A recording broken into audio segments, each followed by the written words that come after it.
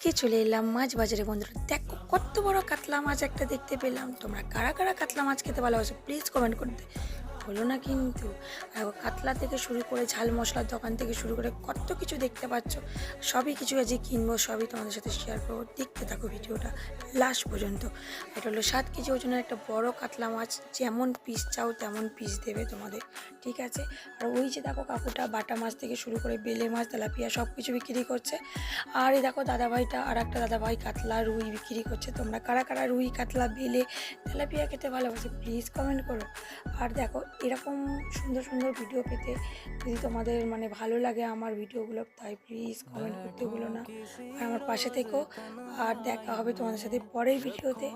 আমার তো ভীষণ ভালো লেগেছে। সেই দেখো বন্ধুরা, একটা টুনা ফিশ দেখাই তোমাদের, বড় আর লাল লাল ঝাল ঝাল শুকনো লঙ্কা। বন্ধুরা গ্রামের দিকে হাট মানে প্রচুর মাছ টাছ থাকে, তোমরাও চলে এসো। টাটা।